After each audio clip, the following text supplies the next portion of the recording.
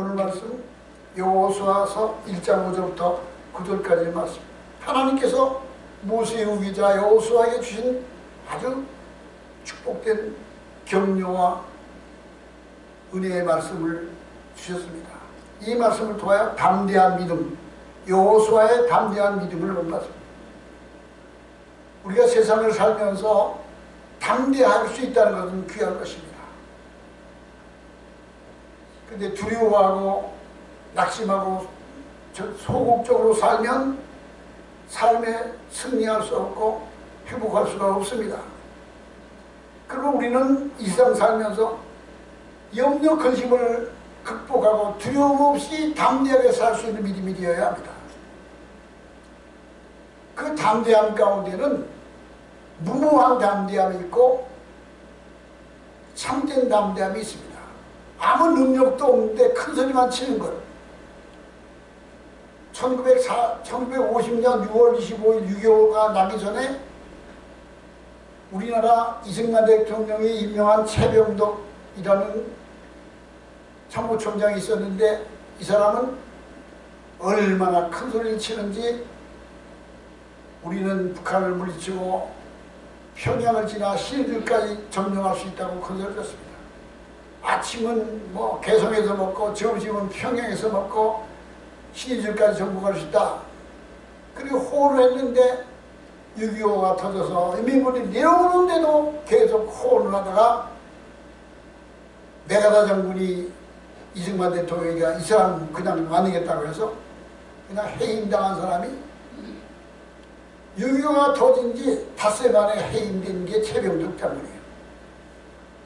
이런 무모한 담대함, 이건 담대한 것이 아닙니다. 참된 실력이 있는 사람, 믿음이 있는 사람, 성령이 충만해서 어떠한 상황에서도 굴복하지 않고 담대한다는 것은 귀하고 복된 것입니다. 이 담대함을 잊어버리고 소극적이 되고 두려워하는 마음을 가지면 육체도 상하고 마음도 상하고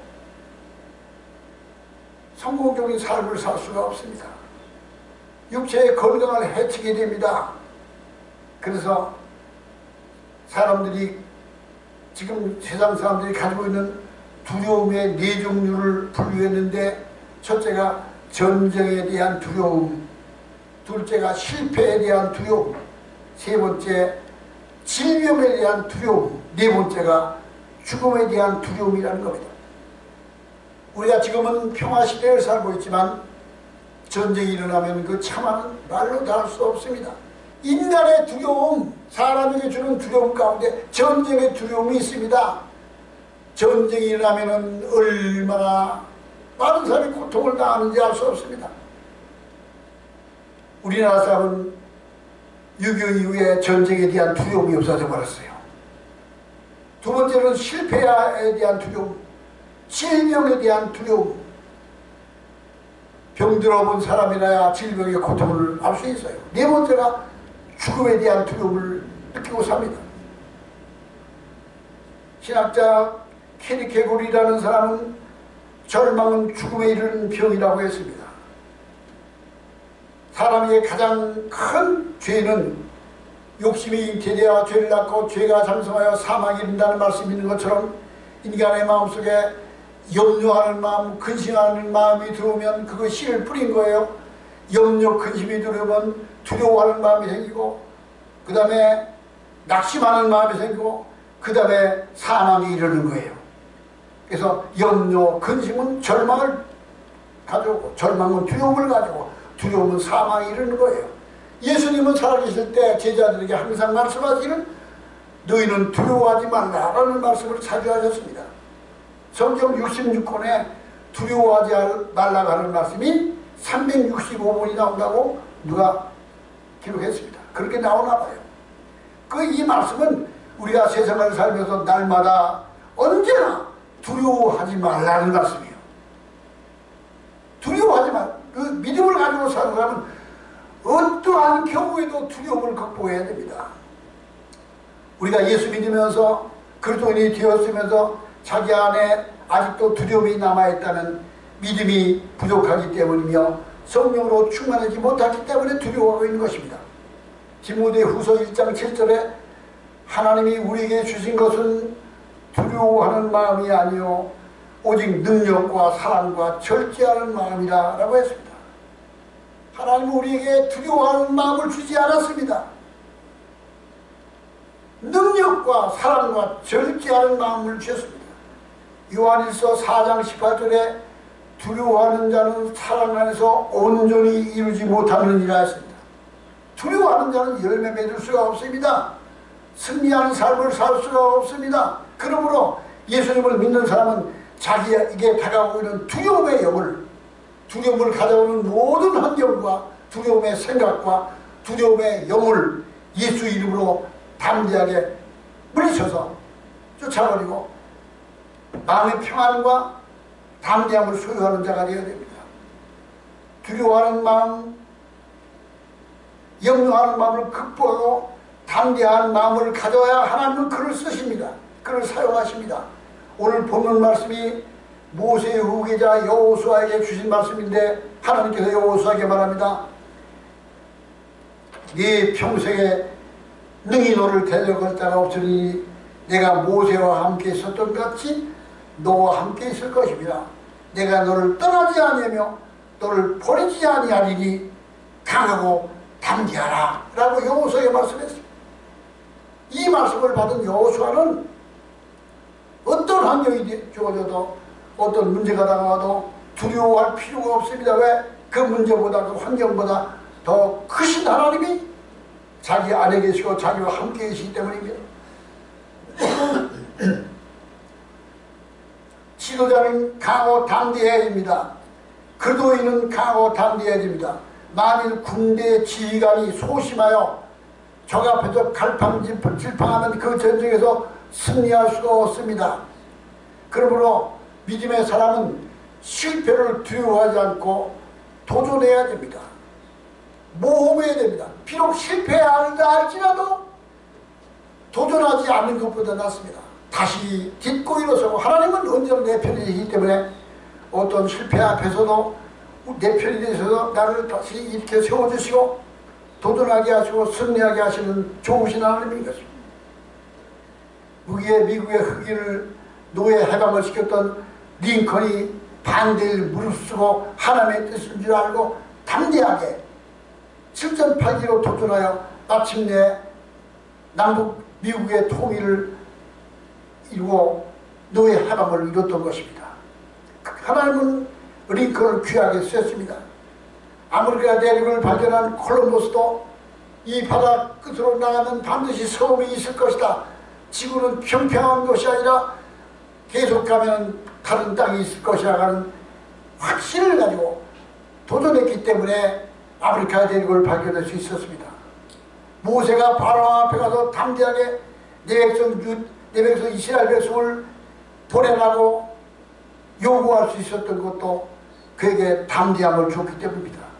다윗이 골리앗 앞에 나가서 저 기름 부음 받지 못한 자가 하나님의 입을 망령되게 욕을 보이는 자를 내가 대적하여 물리치자고 담대하게 나왔던 것은 그게 믿음이 있었기 때문입니다.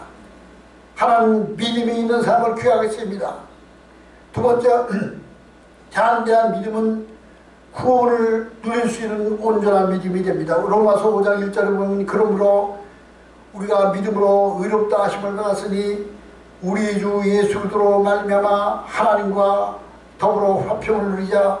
또한 그로 말미암아 우리가 믿음으로 서 있는 이 은혜에 들어감을 얻었으니 하나님의 영광을 바라보고 즐거워하느니라. 믿음으로 의롭다함을 얻었으니 그리스도로 말미암아 하나님과 화평을 누리자. 하나님과 나는 화해가 이루어져서 하나님은 멀리 계신 분이 아니라 나와 함께 계시는 분, 임마누엘 하시는 분입니다. 그러므로 이 믿음에 서 있는 우리가 하나님의 영광을 바라보고 담대하게 즐거움으로 나아가자고 했습니다. 담대하지 않으면 하나님의 구속의 은총을 믿을 수도 없고 누릴 수도 없습니다.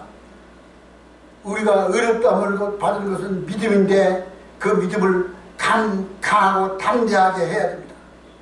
예수의 보혈의 공로를 믿는다면 실제 자기의 삶 속에 적용해야지 뒤로 물러가면 그 믿음은 의롭다함을 얻을 수 없고 열매 맺을 수 없습니다. 그러므로 히브리서 4장 16절에 우리는 긍휼하심을 받고 때를 따라 돕는 은혜를 얻기 위하여 은혜의 보좌 앞에 담대함으로 나아갈 것이라고 했습니다. 로마서 5장 2절에 또한 그로 말미암아 우리가 믿음에 서 있는 이 은혜에 들어감을 얻었으며 하나님의 영광을 바라보고 즐거워하느니라. 예수 안에 서서 믿는 사람은 그 은혜의 영광을 바라보고 복 주실 것을 믿고 즐거워하며 믿음으로 나아가야 됩니다. 도전해야 됩니다. 예수의 말씀을 믿고 바다 위로 걸어 내려갔던 베드로처럼 하나님은 나와 함께 하시고 그 약속을 이루신다는 담대한 믿음을 가지고 실패를 두려워하지 않고 담대히 나가야 됩니다. 나는 예수 안에서 하나님의 아들이고 딸이다. 하나님은 나와야 함께 하신다. 나는 예수 안에서 이길 수 있다. 승리한다. 라고 믿음으로 시인하며 결단하고 나가는 자. 이와 같이 믿음으로 도전하는 사람에게 하나님의 구원이 이루어지는 것입니다. 세 번째로는 강하고 담대한 믿음이 세상을 이깁니다. 요한복음 16장 33절에 너희가 세상에서 환난을 당하나 담대하라 내가 세상을 이기었노라 라고 했습니다. 이 세상에 죄가 많고 환난과 고난과 시련이 많고 대적이 많아도 예수님은 우리에게 승리를 약속하였습니다. 너희가 세상에서 환난을 당하나 두려워하지 말아라. 담대하라. 내가 세상을 이겼다. 내가 세상을 이긴 것처럼 너도 세상을 이길 것이다 라고 담대하게 말합니다. 저는 요즘에 제가 말할 때마다 항상 제가 입으로 시인합니다. 나는 다윗처럼 아무것도 없다. 돈도 없고 백도 없고 배경도 없고 변호사도 없다. 그러나 저는 우리나라 최고의 로펌을 가진 그 거기에 변호사비를 얼마나 좋은지도 모르는 그런 변호사들이 4명, 5명씩 붙고 이런 사람들과 소송으로 싸우는데 저는 계속해서 제가 글을 쓰면서 마지막에 하는 말이 저들은 결코 나를 이길 수 없다. 내가 반드시 이긴다라고 선언을 합니다. 그러면 저를 알고 있는 사람들이 박승하기가 도대체 뭘 믿고 저렇게 큰 소리 치느냐.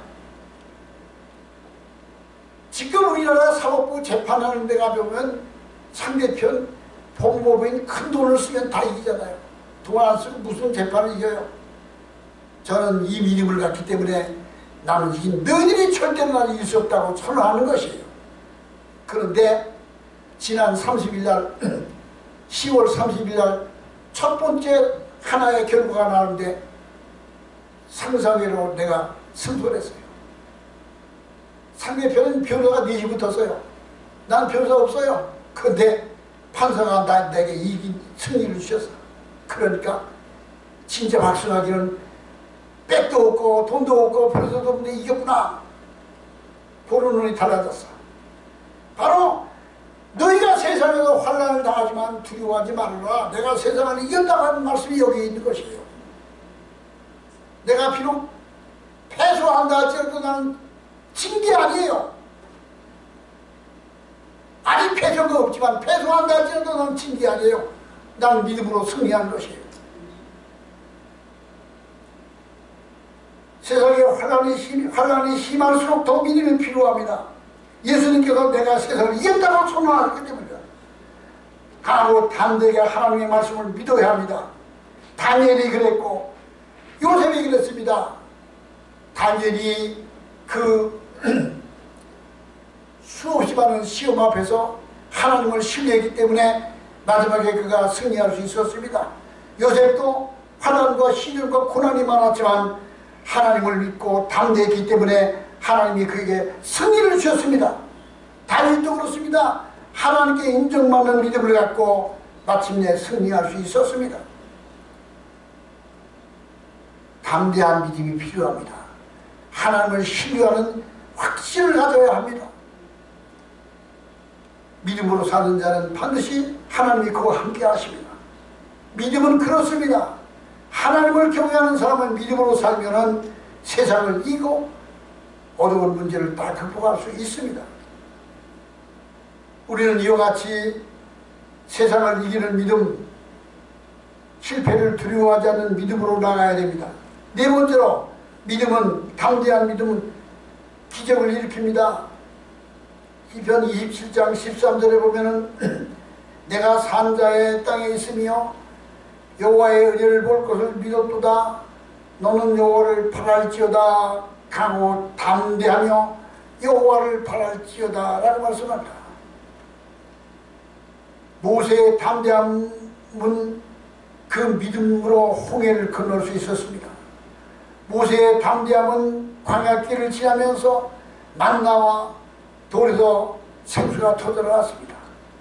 모세 후기자 여호수아는 언약궤를 메고 요단강을 건널 때 요단강이 갈라졌습니다. 하나님은 여호수아에게 너는 강하고 담대하라. 내가 너와 함께 할 것이다. 내가 너를 떠나지 않을 것이라 라고 약속하였습니다. 그러므로 담대한 믿음은 환경과 고난을 극복하고 기적을 일으켜주십니다. 홍해를 건너게 하시고 요단을 건너게 하시고 반석에서 물이 나오게 하십니다. 마가복음 11장 22절에 예수께서 그들에게 대답하여 이르시되 하나님을 믿으라. 내가 진실로 너에게 이르노니 누구든지 이 산도로 들려 바다 가운데 던지우라 하며 그 말하는 것이 이루어질 줄 믿고 마음에 의심하지 않으면 그대로 되리라. 그러므로 내가 너에게 말하노니 무엇이든지 기도하고 구하는 것은 받은 일로 믿으라.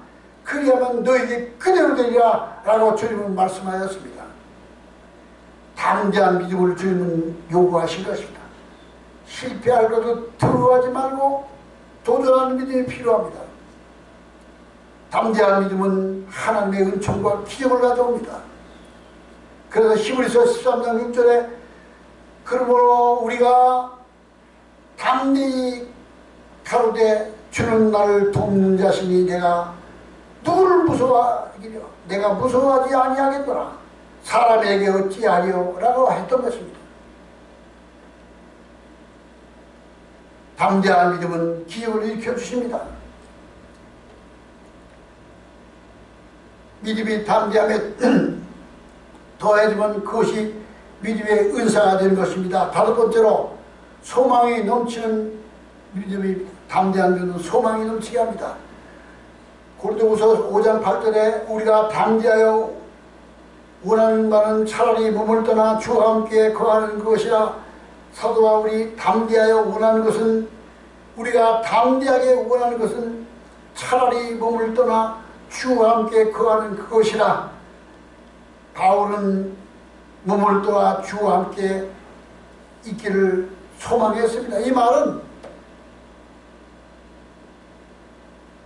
이 세상을 떠나 주님 앞에 가는 게 더 기다려지고 소원된다는 말씀이요. 사는 것과 죽는 것 중간에 있는데 나는 육체를 떠나 주와 함께 사는 것이 더 원하는 것이다. 그래서 담대하여 원하는 것은 차라리 몸을 떠나 주와 함께 거하는 그것이라 그랬어요.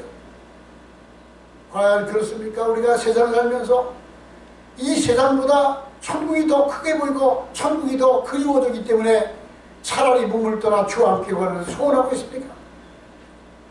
부산의 수영로교회 정필도 목사님이 병원에 입원했는데 병원 의사가 이 병이 기본이기 때문에 연명 치료해야 됩니다. 그러니까 대답하기를 그렇게 하지 말아라.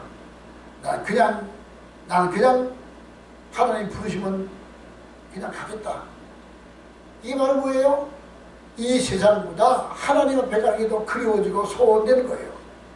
그런데 아직도 세상에 집착하는 것이 너무 많아서, 너무너무 좋은 것이 많아서 이걸 두고 가는 것이 안타까워서 죽지 않냐고 그냥 생명 연장하고 하는 이런 모습이 아니라 담대하여 원하는 것은 차라리 몸을 떠나 주와 함께 거하는 그것이에요. 우리의 소망은 하나이기 때문에, 이 세상은 잠깐 있다 지나가는 것이기 때문에, 그러므로 담대한 믿음은 하나님을 사모하며 천국을 사모합니다. 히브리서 10장 35절에 너희의 담대함을 버리지 말라. 이것이 큰 상을 얻으리라고 했습니다. 우리 믿음은 소극적인 믿음이 아닙니다. 담대해야 됩니다. 모험을 두려워하지 않아야 됩니다. 실패를 두려워하지 않아야 됩니다. 고난을 이긴 요셉, 고난을 겪은 다니엘, 환난과 시련을 극복하고 마침내 이스라엘 왕이 됐던 다윗왕, 이 모든 사람들이 다 담대함을 통하여 하나님 앞에 나갔습니다.